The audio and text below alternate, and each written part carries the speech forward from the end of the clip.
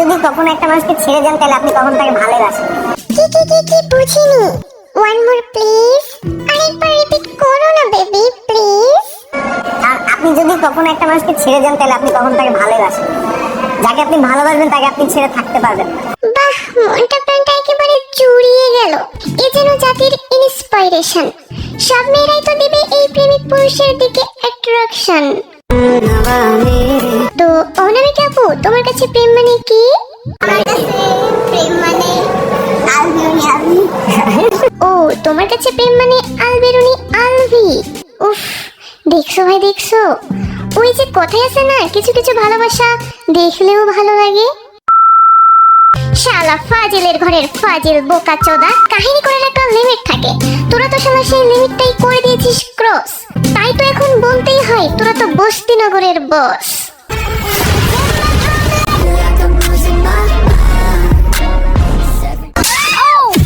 Hey guys, আসসালামু আলাইকুম। বরাবরের মতো নতুন আরো একটি ভিডিওতে সবাইকে স্বাগতম। বস্তিনগরের এক দম্পতিকে নিয়ে আজ ছাপিয়ে দেব পোস্টার। কি ভাইয়া, ফেসটা চিনা চিনা লাগে? কে রে তুই ভাই? আরে মিয়া, এরে আপনি চেনেন না? আমি চিনিয়ে দিচ্ছি, রুকো। রুকো যারা, সবার করো। এক যে ছিল নগর, সেই নগরটার নাম ছিল বস্তি। সেই নগরে এসে সবাই পেত স্বস্তি।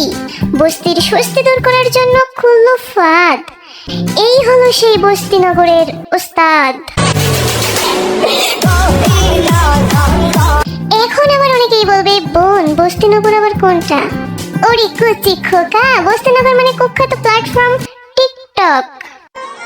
কি ভাইয়া, ফেসটা চিনা চিনা লাগে?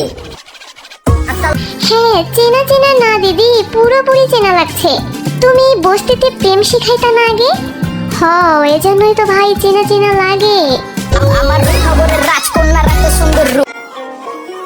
বস্তির মেয়ে সবসময় অস্থির হয়, এতে ক্রাশ করার কিছু নেই। পোলাপান চেঞ্জ হও।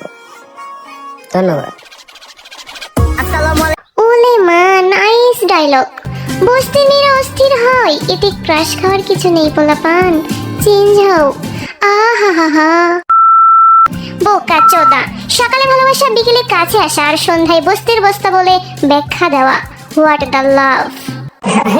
প্রেম মানে আলবি, অনেক সুন্দর। পৃথিবীর সবকিছু বিসর্জন দিয়ে যাকে আমার দরকার ছিল, তাকে এখন আমার ফিরতেও দরকার নেই। কেন? তুমি যে বলছিলা আমার কাছে ভালোবাসা মানে আলবেরুনি আলভি, তাহলে এখন এসব আবার কও কি? গাইস, সব রাজকন্যা কি আলভির কাছে হাজির হয়েছে নাকি? হাজির হবেই না বা কেন? এই যে বস্তি প্ল্যাটফর্মের একান্ত রাজা। হাজারে জ্ঞান কোটিতে খুঁজলেও পাইবা না, কারণ আমরা ওয়ান পিস। ভাই, এত তাড়াতাড়ি ডুয়েট ভিডিও আপলোড করলে কি চলে? অনামিকা আপাতত দেখবি, চলবি, আর লুচির মতো ফুলবে। তোমার সাথে আমার সম্পর্ক শেষ মানে তুমি যা খুশি করতে পারো। যদি ভাবো তোমার দেখমু আর জ্বলমু, তাহলে তুমি স্বপ্ন দেখতেছো।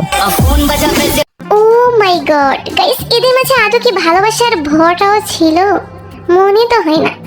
এরা দেশের জনপ্রিয় গণমাধ্যমের মুখোমুখি হয়ে কেমনে ভালোবাসার ব্যাখ্যা দিতে পারে ভাই?